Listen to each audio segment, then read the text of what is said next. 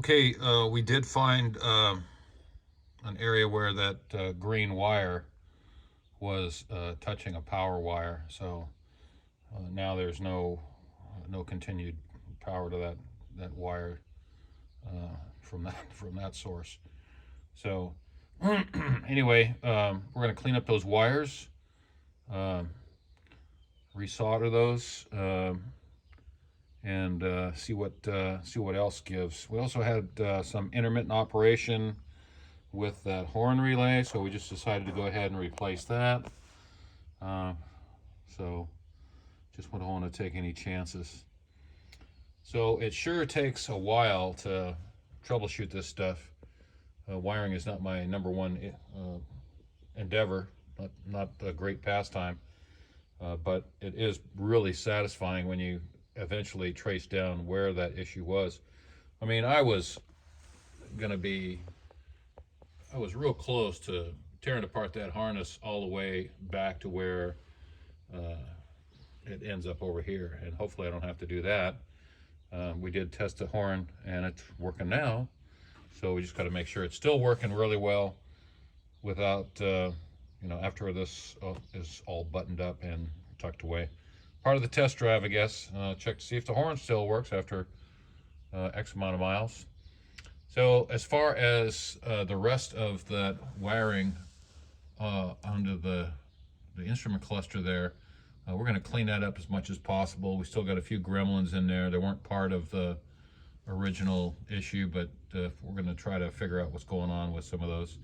We got one light that's staying on. We replaced all those bulbs, and let me show you where those ended up. Boy.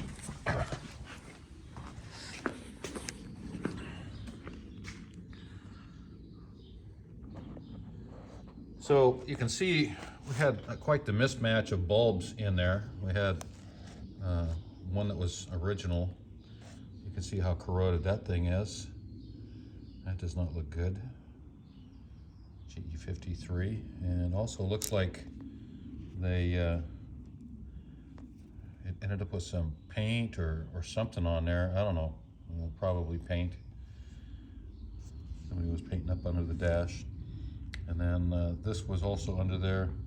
I don't know if that's primer or what, but definitely keeps it a little bit dimmer that way. Now this one was a different one, a T57, and I'm going to scrape that off and see if they all say the same thing. One that was in there is also, you can see a T57.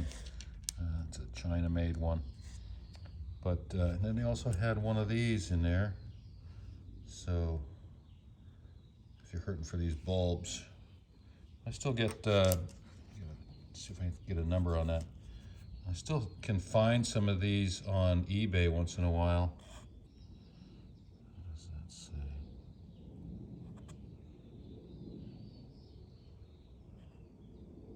Oh, there's a lot of writing on that. Boy.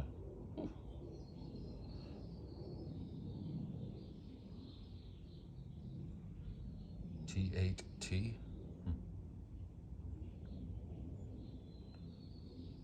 CS 12 volt. Oops.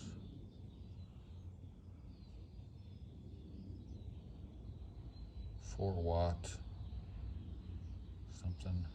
Anyway, we'll get some good numbers on those and put those all out there to see if they all do work. We have a couple of different styles of bulbs that will fit in there. They don't necessarily have to be these GE53s, but I believe that's what came in there. So anyway, if you pay about $1 a bulb, that's a pretty good deal. Anyway, onward and upward in the electrical diagnosis forest. Okay, so we're chasing this horn issue. Wanted to get a good close look at it and also see if we can get some of these other lights going. Notice that there's one that's just flat missing a bulb, and another one that, well, it just does not inspire confidence. This one is looking pretty burned out, and I get that out with one hand. All right, so this is what that one looks like. Not too good. You know, it kind of amazes me that that water can get up in there, but you know, stranger things have happened. So we've got some of these GE53 bulbs. There is an LED version of this, but I don't believe that they are dimmable. So we like to go with the old style incandescent. And then we are going to trace out some of the other issues that are happening here, try to figure out something. So we're going to go over a few different varieties. These are, this one is probably the original equipment. That's what I figure. It's a GE53. And you can put these in, you can see if they're put in correctly by looking to the side, making sure that detent is, the tab is right there in the detent. So that one's not too bad. It's a little hard to put in, but you know, they work, and they are readily available. I've seen them on eBay. They're really old school stuff. As far as new old stock is where you're going to find a lot of these. So the next one is 1893. This one is a little longer, more cylindrical, and I think it's just a teeny tiny bit brighter, but definitely easier to put in. So these are also listed as 1893 4D, and that's what's printed on the side. But we have got some of these, excuse me, that just say 1893. So probably the brightest is this one that's the biggest also, T57. Now this one is made in China, and the other indication or the other printing on the side of it is 7B. So that just says China T57, and then halfway around it says 7B. I don't know if that relates at all to the part number. And then the last one is a little bit smaller than that 1893. It's just as easy to put in. But this one had the most writing on this, and it was just the smallest writing. I couldn't believe it. Really challenging for old guys like me. But anyway, here's the numbers, and you can see that bottom two lines are what came off the side of this bulb that I have right now, and then the rest of them are, you know, in order. GE53, then 1893, and the 1893 4D are pretty much the same, identical bulbs. I just found some additional writing on them. You can disregard the other stuff on the side there that says BAT ACC ignition and center. So the reason that you'd want to change these out, of course, if they become burned out, but sometimes they can be painted over, primer, whatever that is. That's got to be something that, you know, is going to diminish the intensity of that bulb. I think a lot of times these will get not reinstalled, and then somebody wants to paint up under the dash or something like that.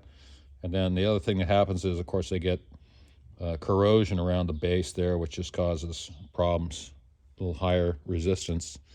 And if you get water in there too much, then they start to look like that. Definitely not something that'll help you get a good contact. So the only other, excuse me, the only other thing that is of note is that the indicator and turn signal lamps have a single wire instead of the two wire, and they ground through the case, and then when they're installed in the back of the instrument panel, that's how they ground. So if you don't have this, let me back this out. If this dash is not screwed in there properly, or that somebody's left these out, or these are too rusted, then it may not ground, because the bulbs have to ground through the panel, and then the panel grounds through the chassis of the dash there. So that is pretty much it. Everything you ever wanted to know about dash light bulbs. So,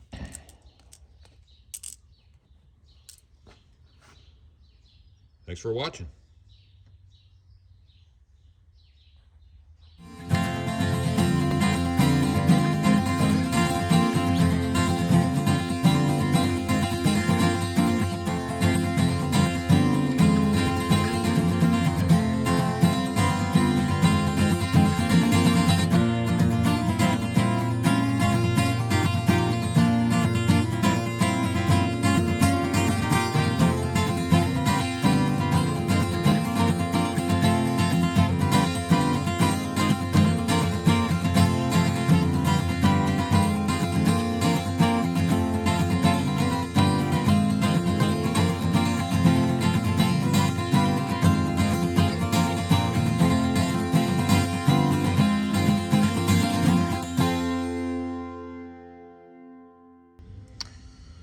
Okay, the routing is going right from that center hole where all the wires go through into underneath the vehicle, and then I'm hugging that gas line, that brake line all the way back until it gets to right near the fuel pump. Right near the motor mount, and that's where I curve it up. So right there, the motor mount, and then underneath those lifter covers over to the oil gallery.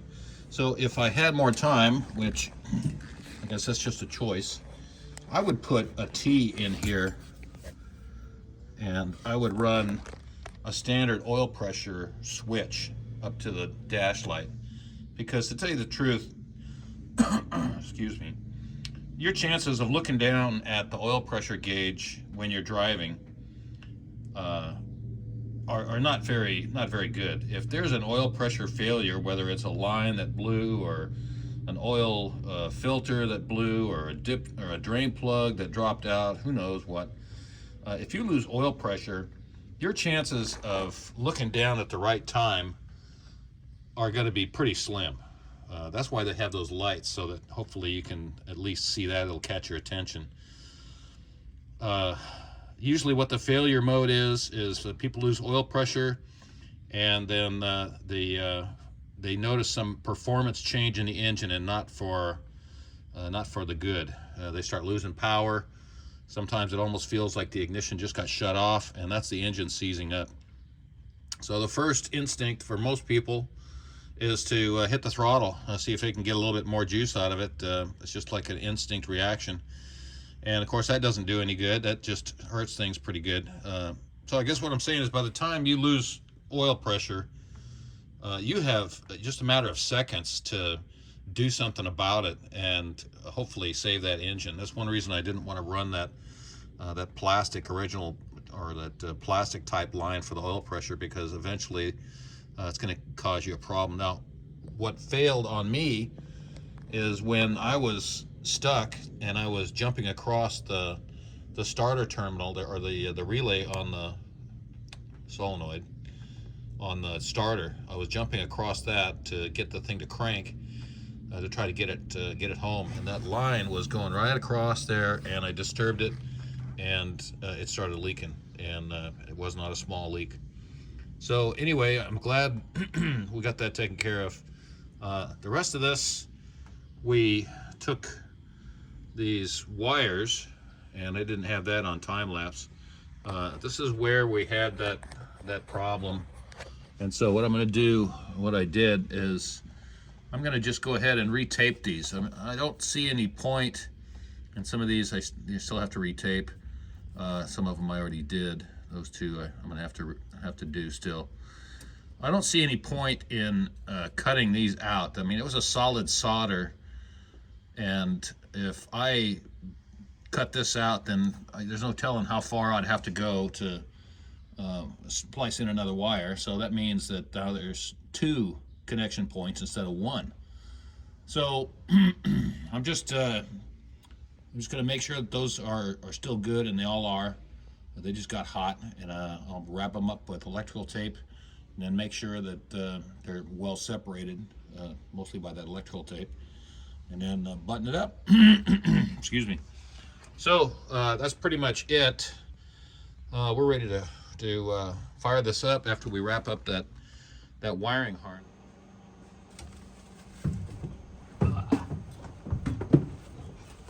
Okay, the battery was dead. Must have left the key on. Anyway, let's see if it starts now.